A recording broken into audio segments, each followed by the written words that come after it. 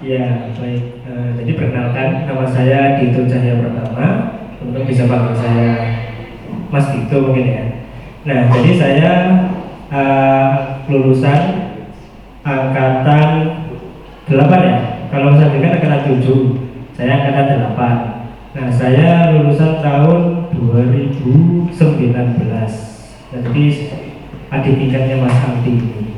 Nah, saya kemudian ini ya kuliah di Polinema.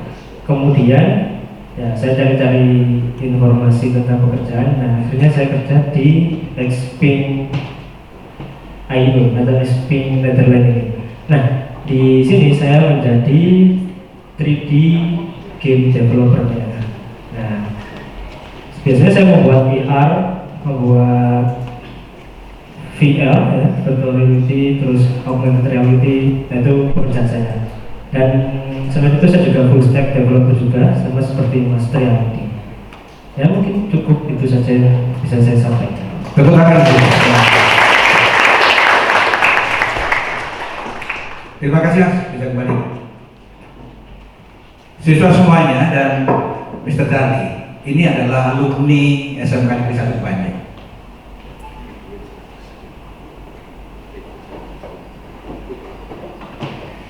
Siswa semuanya, itu adalah potret output kita dan kalian penerusnya, sehingga saya berharap kepada kalian,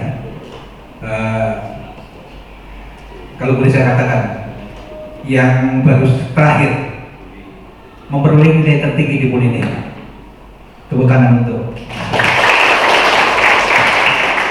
nilai tertinggi di Polinema. Dan saya sampaikan, kita ada support dari pemerintah yang namanya pusat keunggulan, dan yang kita unggulkan adalah di bidang IT. Tidak salah apabila kita bergandengan dengan perusahaan dari kami. Siswa semuanya, kita patut berbangga pada hari ini, dan tentunya saya sebagai pimpinan lembaga ini mudah-mudahan ini membawa manfaat bagi sekolah, khususnya adalah bagi kalian semuanya. Dan tentunya SMK Kepanjen, saya sampaikan, saya berjanji selalu berkolaborasi tiap hari. Ada perusahaan-perusahaan yang bersanding dengan kita. Intinya adalah kita akan terbang lebih tinggi dengan meraih prestasi yang tertinggi. Itu yang perlu saya sampaikan ke Dengan. Dan tentunya sekali lagi saya ucapkan terima kasih kepada Mr. Charlie dan tim. Dan dengan ini saya nyatakan seminar ini saya nyatakan dibuka. Terima kasih, dan saya sampaikan assalamualaikum warahmatullahi wabarakatuh.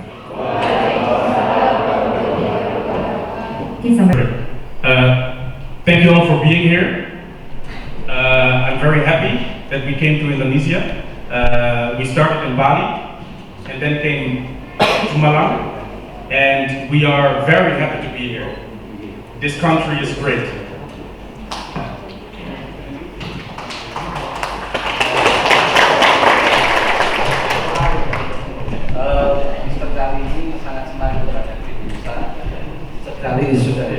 Saya sangat senang di Indonesia. Kemarin datang ke Bali, terus ke Batu, terus sangat senang melihat antusias kalian di sini. I come from a family of educators. My grandfather has been an educator. My mother is a professor in the university.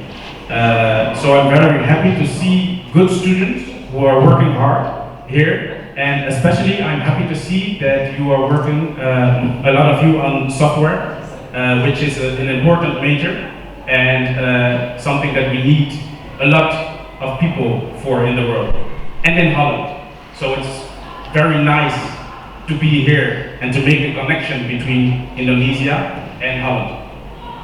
Oke, keluarganya Pak Charlie ini dari keluarga pendidikan semua ya, termasuk salah satunya adalah kakeknya yang profesor, dan di sini dia sangat senang melihat kalian, ya kan, terutama dari yang IT ya, karena memang Pak Charlie ini perusahaan yang bergerak di bidang IT seperti itu. And the last thing is, I hope I can inspire you, we can inspire you to think about things to do with your future, whether it's here or in collaboration with whatever country in the world, because you are very much needed. Ya, Pak Charlie di sini ingin istilahnya sangat ingin membantu kalian untuk membuat semacam presentasi yang nanti mungkin sangat berguna buat kalian, ya kan? Dan juga untuk bisa bekerjasama di masa depan di perusahaannya. Ya. Thank you. Oke.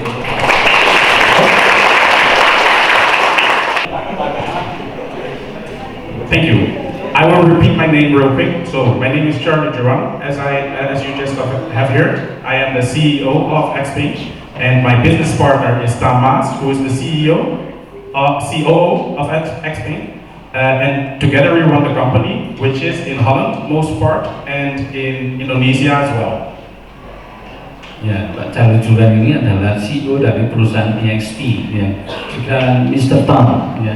Juga bagian dari juga seorang CEO juga di Belanda, dan nanti juga akan membuka perusahaan di Indonesia seperti itu. What we do with XP is we make immersive learning experiences. So what we believe in is that learning is done in an immersive way. So to learn something, you go to them. You try to understand what's in their head, what they think about, what they like. And in conversation, you try to get back to the material you want to teach them about.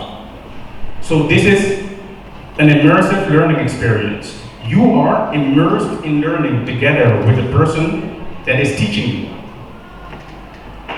Oke, jadi perusahaan Pak Charlie, yaitu ESP Incorporation, ya, itu menggunakan namanya pengalaman pembelajaran yang imersif, istilahnya itu ada discussion seperti itu. Jadi nanti kalian ketika perusahaan ini berarti nanti ada istilahnya saling berbagi, ya kan, saling coordination, bikin coordination, ya, membuat koordinasi dengan stakeholder yang ada di situ. Yeah. So, I have a question to you. There are different ways of learning, and there was a question that we were asking ourselves, and the question was: if you learn something, what would be the best way to retain the information after 2 weeks? So if you learn something today, what is the percentage of stuff you've learned that you will remember after 2 weeks? And we have looked at different kinds of learning in which we have doing the real thing. We have simulating the real thing. That's our job. We make simulations. So the immersive learning experience are simulations of reality. Giving a speech or a presentation, discussing or a debate, looking at a simulation, presentation or exhibition, watching a movie, watching images and listening to words and reading. So we have saying and doing, saying, hearing and seeing, hearing and reading. Look at the person that's next to you. And together, try to figure out how much percent, and I will ask some questions to you, how much percent of the information you have got, you remember after 2 weeks in reading, hearing and seeing, etc. Oke, apa yang Anda dapat selama pelajaran 2 minggu, ya kan? Di situ kan ada program-program seperti saying, doing, saying, hearing and seeing, ya. Program itu, jadi nanti ketika setelah 2 minggu itu apa yang kalian bisa simpulkan, nah seperti itu.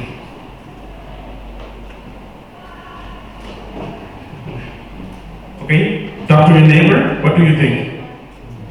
90%, 80%, 20%? Berapa persentasenya istilahnya yang kamu bisa dapat setelah apa namanya ada program-program seperti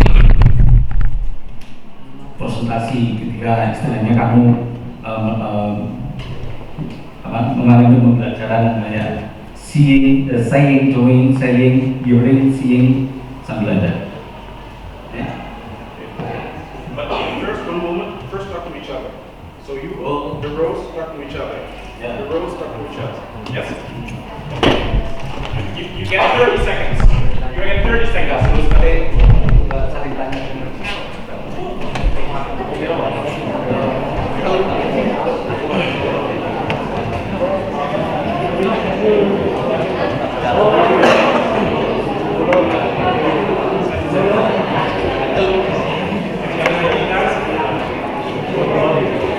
How many percent?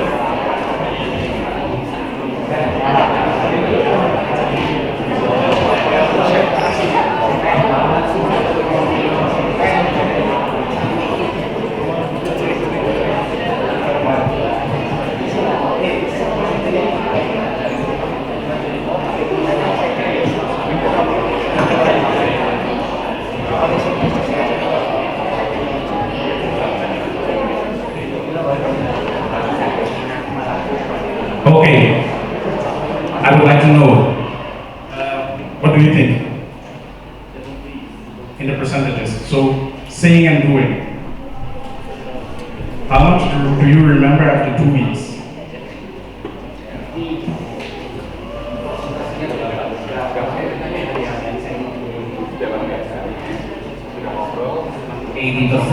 80%, right, yes. Then, saying. What percentage do you think?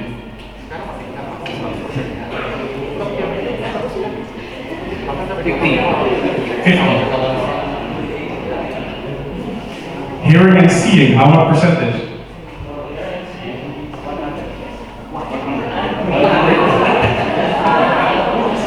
Yes, that's one. Hearing.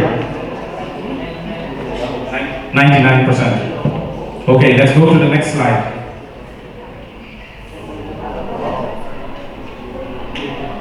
So, we saw that saying and doing the real thing makes you remember what you did done after 2 weeks for 90%.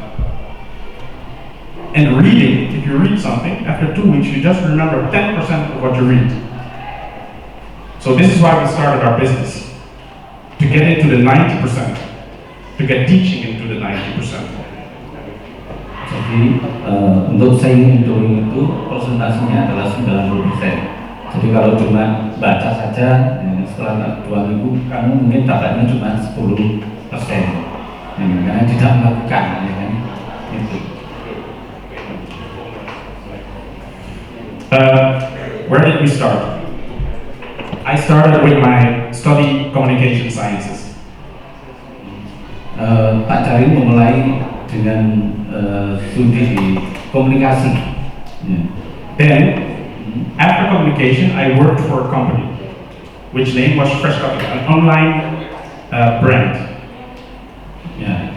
Setelah itu Pak Cari bekerja di perusahaan online. Yeah. But I thought to really understand communication, you have to understand art, because we communicate with art. I've been through Malang and I've seen very beautiful old houses. I see a lot of you wear the batek. The batek. To communicate, you have to be able to understand art as well. So what did I do? I studied art. Jadi untuk bisa berkomunikasi kamu juga harus mengerti tentang seni, ya kan? Jadi Pak Cari ketika di Malang itu tahu tentang seninya Malang, yaitu salah satunya adalah batik. Yeah. After I studied art, a school hired me as a freelancer to change education. So I accepted the job. And I said to the school, I will write a resume to change your education. But first, I need to go to Denmark, because Denmark is one of the best countries in education. Jadi Pak Charlie itu setelah mendalami komunikasi itu artinya diterima di sebuah sekolah, dan di sekolah ini Pak Charlie diminta untuk mengubah mindset tentang pendidikan, dan akhirnya dia juga pergi ke Denmark untuk belajar berjalan. In Denmark, I visited a school, and in the school, the school management took all the books from the students. They took the books away. And instead of reading books, the students played the real world. They acted in a role play like they're in the real world. So you're the CEO of a company. Yes. And you are the COO of a company. And you are one of the managers. You are one of the managers. And together you will solve a problem in the world. Oke, jadi di Denmark itu Pak Charlie ke sana terus membuat semacam pengajaran yang mana bukunya itu ditarik semua, dan akhirnya membuat semacam role play. Jadi ada yang jadi manajer, ada yang jadi CEO, ada yang jadi karyawan. Seperti itu mereka disuruh untuk memecahkan sebuah masalah. So I saw this and I asked to the headmaster of the school, how are the grades of these students if they don't have books?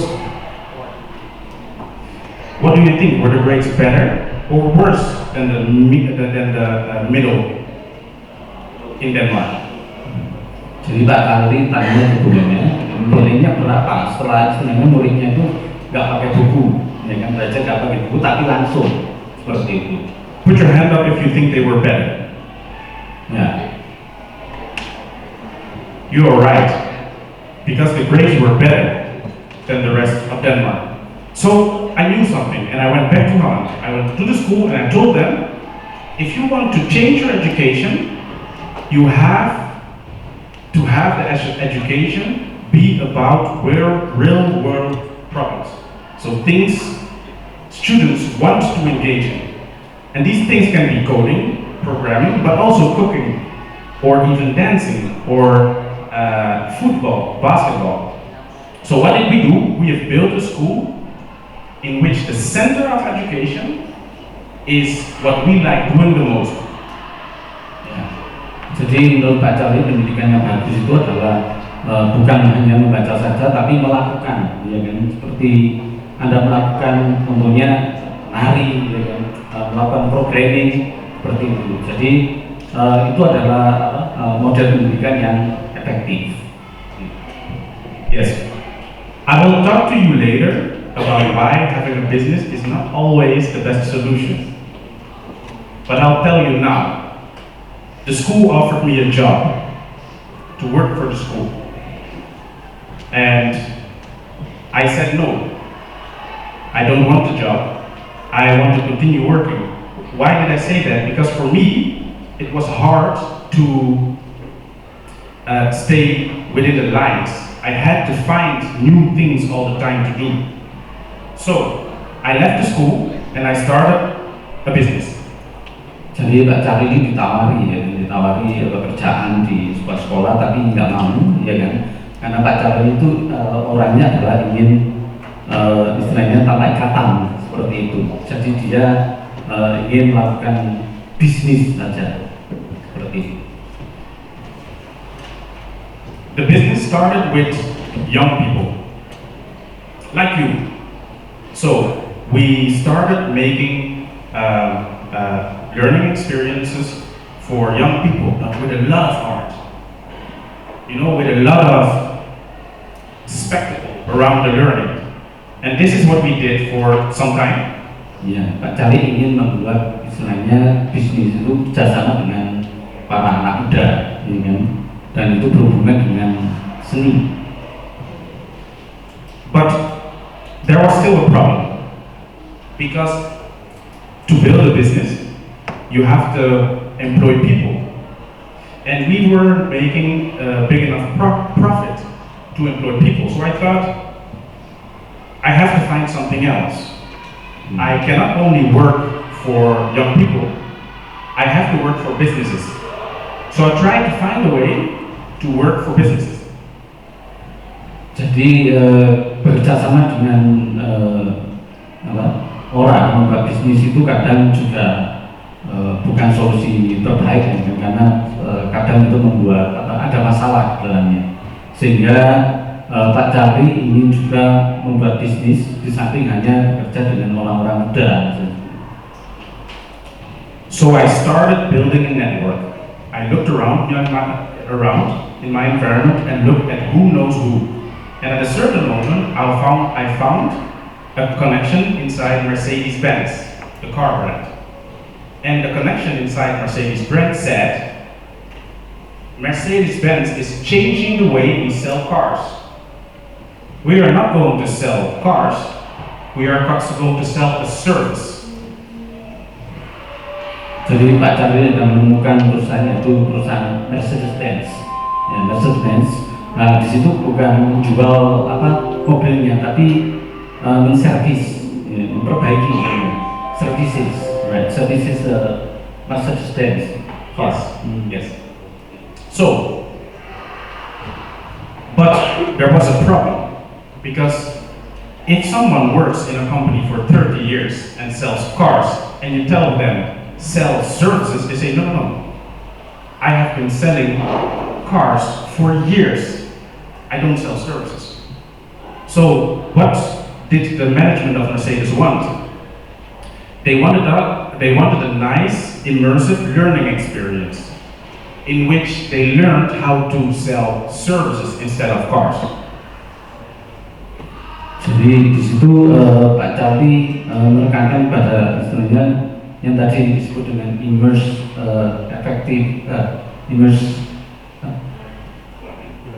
learning, ya kan? Jadi ada discussion di situ, terus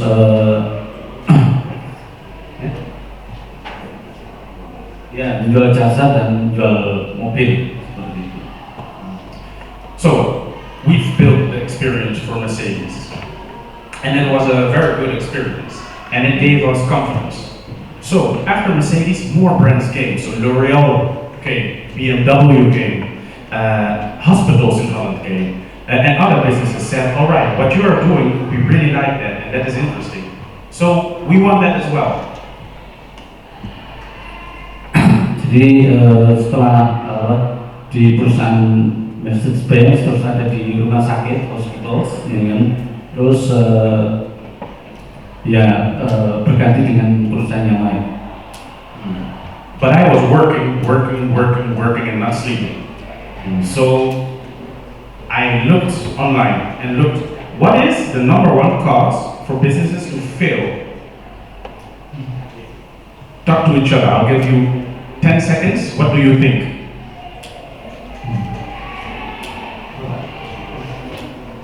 Number one cause for businesses to fail. Number one cause business. Number one cause for businesses to fail. Yes. Cost. Fail. F-A-I-L. Fail. So for businesses to fail. Yeah. Fail. Jadi perusahaannya gagal. Gagal terus. What is the first reason for businesses to fail? Apa alasan pertama yang membuat bisnis itu gagal? Pertanyaan kalian.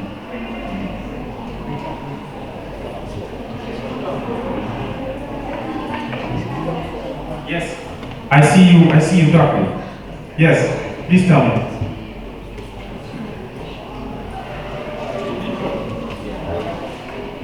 Apa yang membuat perusahaan itu gagal?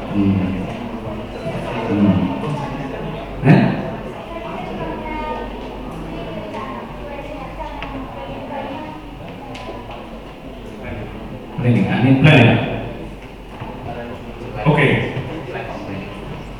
Lack of planning. Yes. All right. Do you have an idea?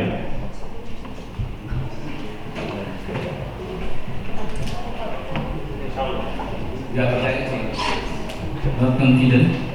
Not confident. Yes. Yes.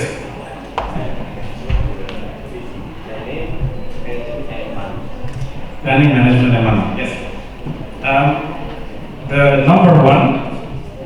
All of those points are very good and are indeed reasons why businesses fail. But one of the main reasons for businesses to fail is one leader. So you need two. You need a business partner, because if you're one person in the business and you get sick, business is done. If you're one person in the business and the work gets too much, the business is done. So to grow, I needed to have a partner. I couldn't do it alone anymore. And there he was.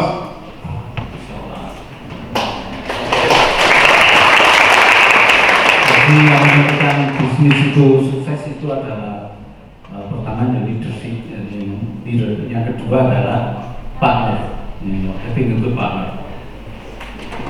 I was still working and working and working and working, but we were working together.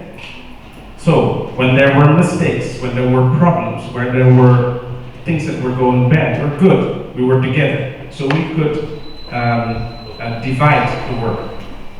Jadi saling ada kerjasama ya dengan Pak Cali dengan partnernya Mr. Pang, termasuk juga dalam menyelesaikan masalah. Jadi berkolaborasi untuk memecahkan sebuah masalah yang ada di perusahaan. So we did, and after some time, we started, because of Corona, we started with programming. And we had Dutch programmers.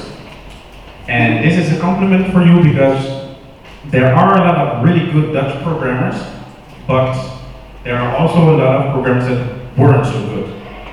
Nah, di Belanda itu banyak waktu Pak Cali mulai bisnis itu di saat Corona. Jadi dia mencoba bekerja sebagai programmers, bekerja sebagai programmer, dan di Belanda itu sebenarnya banyak sekali programmer yang bagus, tapi juga ada yang nggak bagus seperti itu. And we went to different countries and looked in different countries, and then we went to Indonesia. And Indonesia was the best for us. We think it's amazing, and out of that search came the group of people you see in the back of the class.